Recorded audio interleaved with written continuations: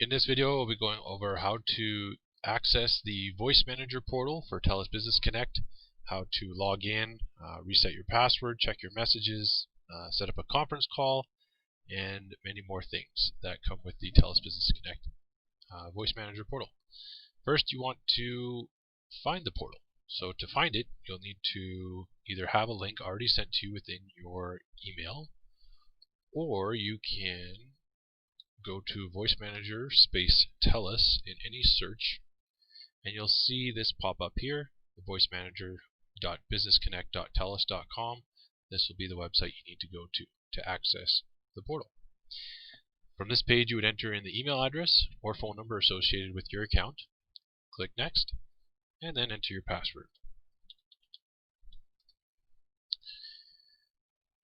If you don't know your password, you can click on the Forgot Password link to have a reset sent to you, or you can ask your system administrator to reset your password for you. In the event that you end up at this screen where you see it says please wait and you don't see a loading screen pop up, sometimes you just need to stop the page and refresh it, and you might need to re-enter your password again to log in. Once you see the loading pop up, you know that it's going to work for you. And here is our main screen. So this is the overview of the portal. As you can see, there are a few different tabs up at the top, and right below it we have some shortcuts. These are useful for just clicking on if you want to directly go to change your voicemail settings maybe, or adjust your after hours settings. And then right below it you can see recent messages and recent calls. As you can see on the right hand side, there's not much for resources here on this page, but if you want to leave some feedback for TELUS or Ring Central, you can do that by clicking on that link, and it'll shoot them an email with whatever feedback you have for them there. As we move across the top, you do have your messages section. Here you can retrieve any of your voicemails or faxes that have come into you. In your outbox, you can see any items that you've sent out. And if you have any sent items that have successfully gone through, you'll see those here. Deleted items will be in the deleted items section, and then any call recordings will be in the recordings section. From here you can see I have a couple call recordings, and then one really long one, about 52 minutes long. If I wanted to delete that message, I could just select on it, hit delete, or I can go to the Actions tab there and download the recording of the call.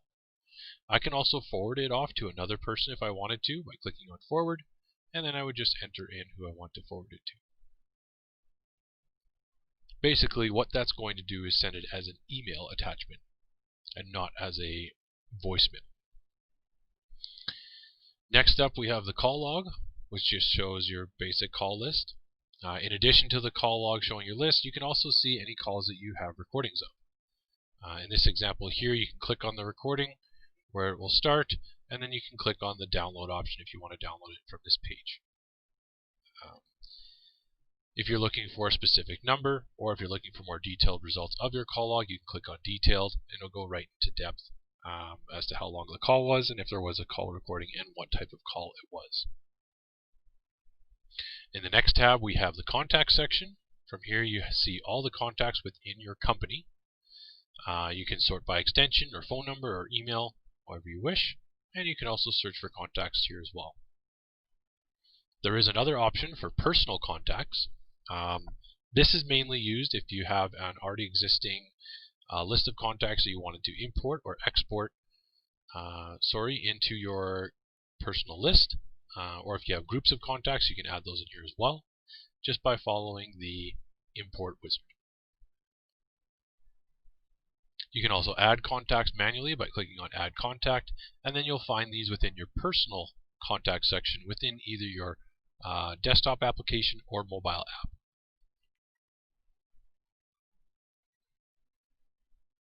If we move on to the Settings tab, you can see a breakdown of all of the internal settings behind your extension. And then the More tab there at the end lets you see a few more settings. It also brings you to the app set and resources, such as the desktop application if you wish to download it, a link to the mobile app or the meeting app, and then also some other additional features included with the TELUS Business Connect. Let's say we want to change our password or our voicemail pin. The easiest way to do that is to just log into the portal, go to Settings, go to User Details, and then you'll scroll down and you'll see Change Password. When you click on Change Password, it'll let you know that the session will be terminated if we do change the password. We'll go ahead and continue. It'll ask for your current password, and then after entering that password, you'll be brought to this screen here where you can change your VoiceManager password. You can click on Change PIN to change your voicemail PIN, or you can change your security question. The security question is really only used if you need to contact customer service. For the most part, you won't really need to do that because you should be able to log into your portal at any point and change any settings you're looking for, or just reach out to us at Output and we'll be able to help you with whatever it is you're looking at.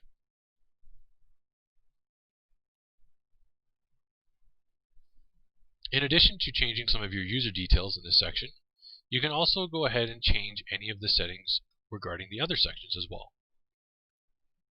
Something that a lot of people look to change is their call handling and forwarding. Take a quick look at that here. In this setup here, my example, I have the desktop and mobile app both working at 3 rings each. After they ring, I then get rang 4 times on my desktop phone. If I don't answer at that point, the calls just go to voicemail. You can see I do have my cell number here listed, and if I wanted to turn on my cell number as a direct contact, besides my mobile app, I could toggle this switch on. But right now I currently have the mobile app installed, so I'll just leave it set up as that. In addition to changing the way the calls come through, you can also change the order at which I am reached. You can do that by clicking on here, and you can change between sequential or simultaneous. Right now it is set to simultaneous, so if I had my cell number enabled, after I had been attempted to be reached at my desktop mobile app, my desk phone and my mobile phone would ring at the same time. If I wanted to change it to a sequential ring style, as you can see, the order then changes to a sequential number sequence, and then you would basically experience the call of first going to your desktop or mobile app, then would go to your desk phone, and then any other devices that you had listed.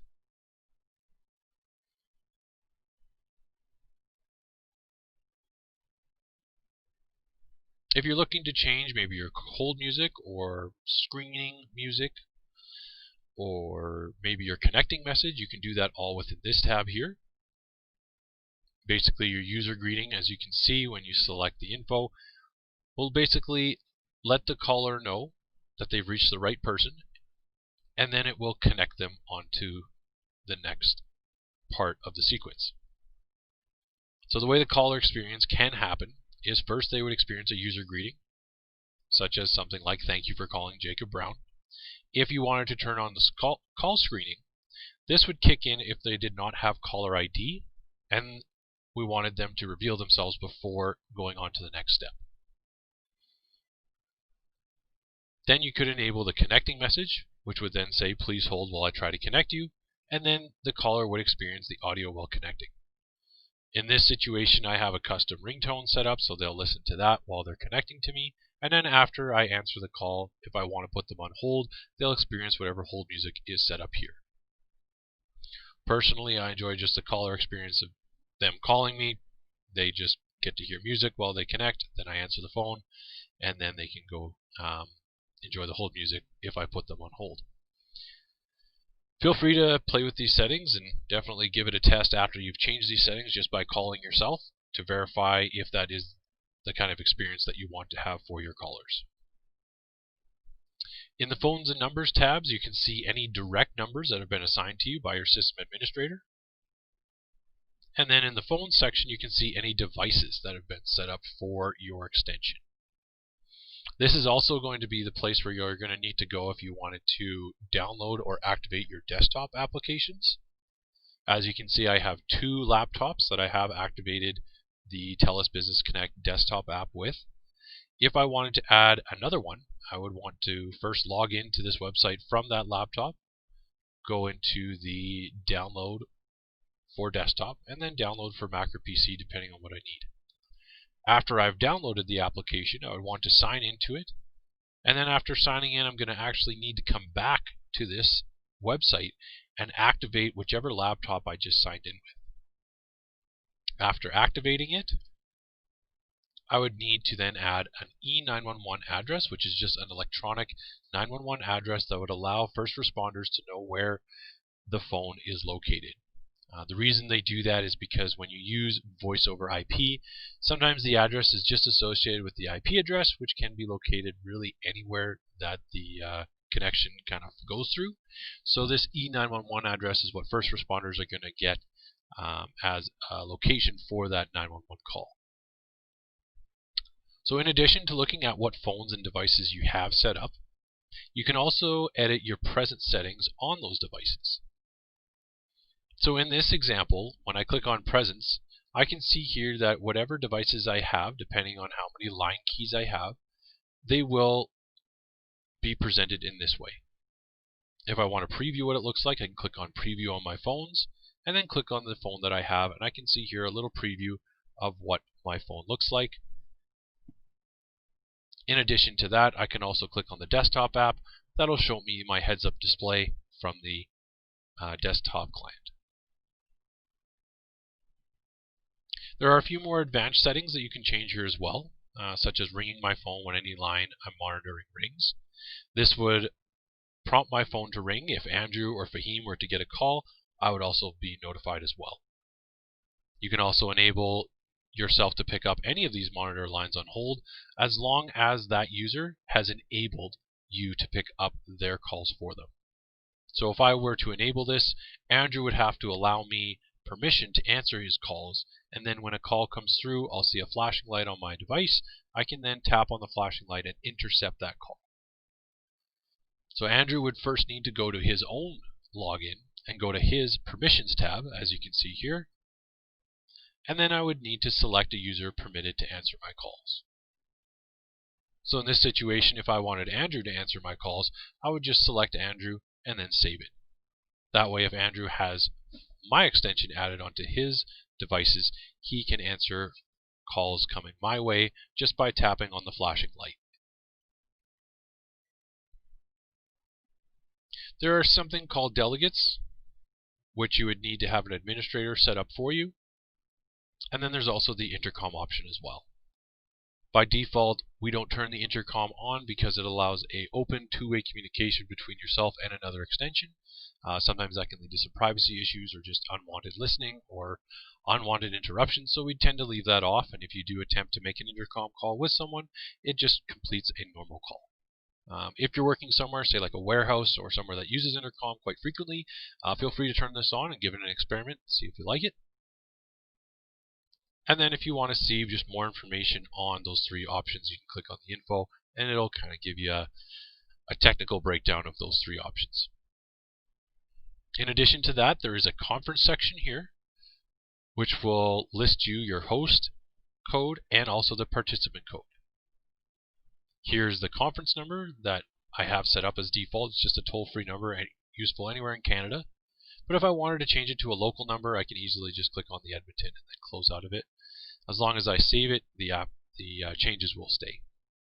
If I wanted to look for additional numbers or other dial-in numbers, I can always click on here and just select which other numbers I wanted to include with the email invitation I wanted to send out.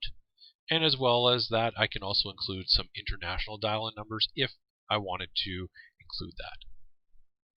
This is also a really good spot to come and check your conference commands, which are basically the pound or star code keys that you can use while in a conference call. If you click on View, you get a little bit of a breakdown here on how to use those codes.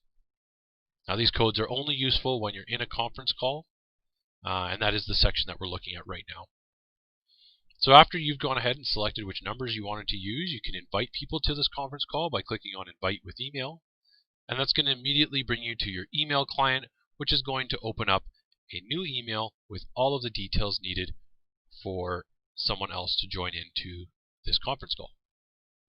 As you can see here, it just lists the two dial-in numbers that I selected recently and the participant access code. It also gives one shortcut, so when the caller calls in, they can mute themselves when dialing in.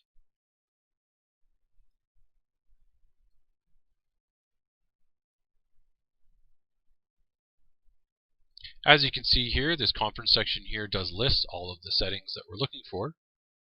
But let's say you didn't want to navigate all the way to this section just to set up the conference call.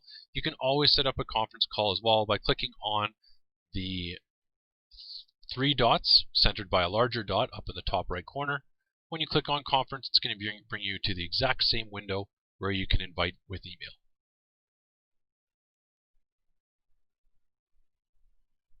One last section within this settings tab is the messages section.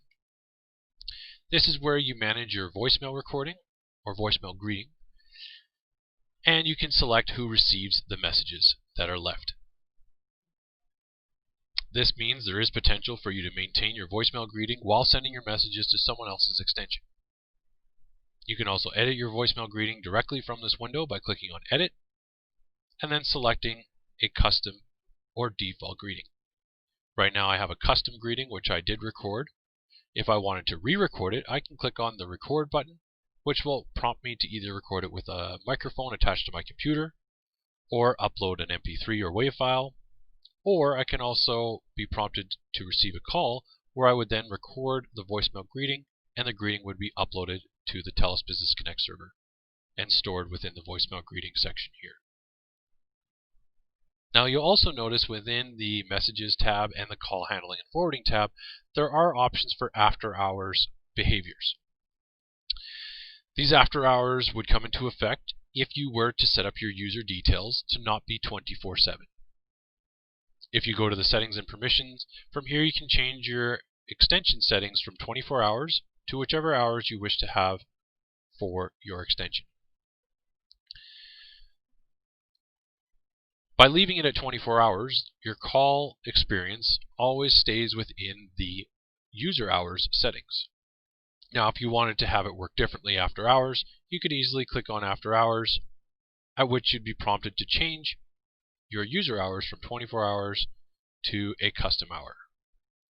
Now, after changing your custom hours, anything outside of the 9 to 6 time that we just previously set up would respond in the way that you have set up with the after hours settings. So in this situation, you can decide that when calls come into you after hours, we'll send callers directly to voicemail. This prevents your phones from ringing and your calls are still handled in a professional manner. Now there's a few other options as well.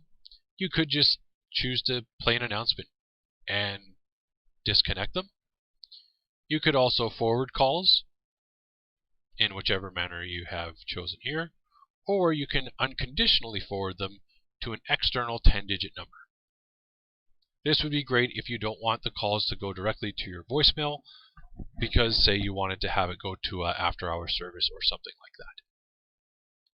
So in addition to changing those settings, you can also now go into your messages setting and select a secondary voicemail that would let callers know that they've reached you after hours. If you leave the default setting, they're just going to receive a call greeting that lets them know their call has been completed but gone to voicemail. There's nothing in this default message that lets them know they've reached an after-hour service, so if you are looking to let your callers know that, be sure to record a custom greeting for that. Now for myself, I like using 24-hour service, so we're just going to go back to the 24 hours and not have any after-hour settings there.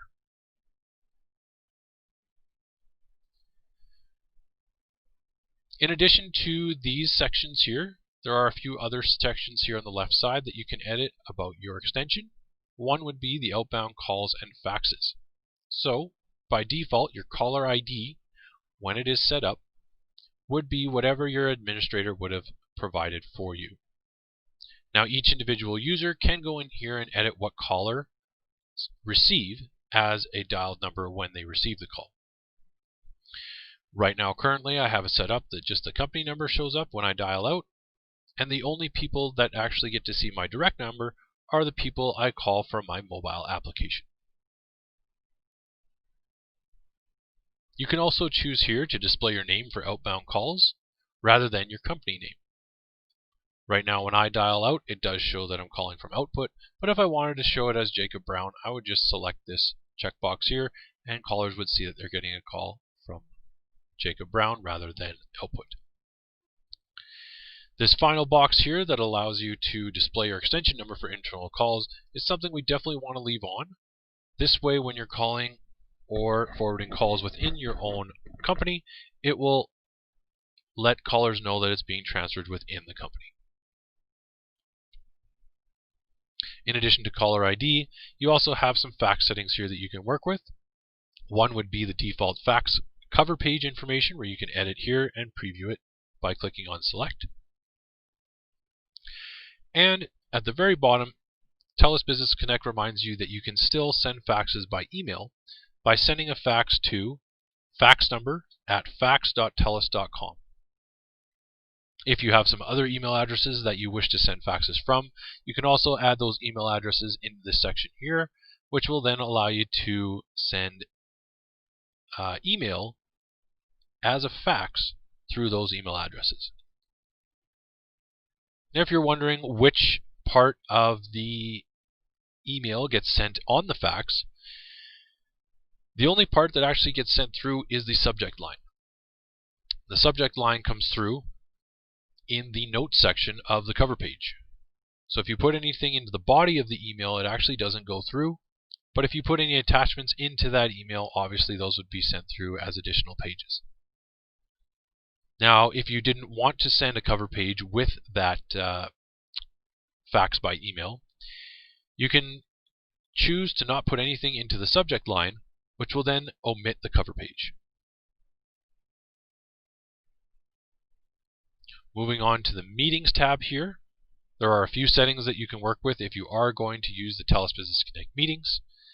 If you're looking to change additional settings to the ones that are listed on this page, or if you're looking to make changes to this section at all and make sure they stick, I definitely recommend using the Internet Explorer browser. For some reason at this point, the interface just doesn't respond well when using any other browser. So definitely use that other browser if you're looking to make changes to this. And then finally, we have the notifications section. Here we have our messaging notifications, where they are broken down into 5 sections. So first of all, we have the voicemail messages. Currently right now, if I get a voicemail message, I will be notified by email, but not by text. If I receive a fax, I'll also get an email with an attachment in that, but no text message. If I get any missed calls, I can choose to get an email about them or text. Right now I have those turned off. And if I were to send a fax transmission, I get a copy of that by email and by text, just so I know that the faxes have gone through. You can also choose to be notified about any received text messages by email or by text. That might be useful if you're using a direct number that you don't frequently receive text messages to, but someone may text you by mistake and you want to know that you did receive one. You can then be notified about it and then log in and check what message that is. As you scroll down, you can see at the bottom, I've chosen to just send my notifications to my original email. If I wanted to receive notifications to other emails, I can easily add them in here by just hitting the comma and adding other email addresses. TELUS Business Connect also needs to know where to send its SMS messages for notifying you. To do that, you would first select a carrier and then a phone number. Keep in mind, if you're using a sister company such as Kudo or Freedom, just know which company that they are a part of, and then just pick whichever company that supports them would work. For myself, I use Kudo, so I need to use the TELUS suffix there. Now, if you're looking to change some advanced settings, there are some here that are definitely worth noting. One that I really like is the voicemail setting, where if I chose to receive a copy of the voicemail by email, I can select this checkbox here, which will mark the message as read as long as the copy of it goes to me by email. This will prevent my desk phone from flashing and letting me know I have a new voicemail, because I know I'm going to get that copy of the that copy of the voicemail to my email, so I don't need to be notified at my desk phone. This option is also the same for received faxes. You can turn off those red notifications. And then as for the fax transmission results, let's say you wanted to specify someone else that needed to know that you were sending faxes, you can do that within this section here.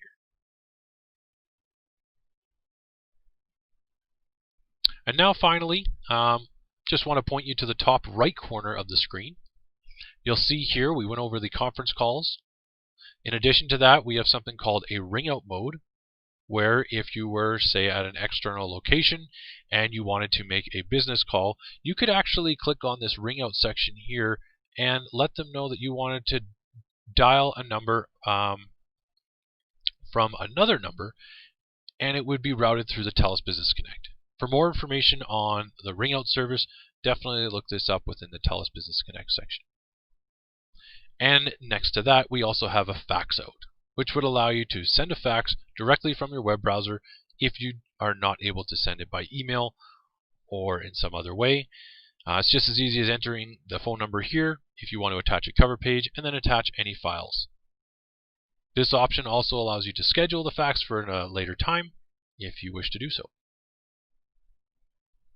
And then right above there we have the Get Help section. TELUS Learning Center is currently upgrading their backend.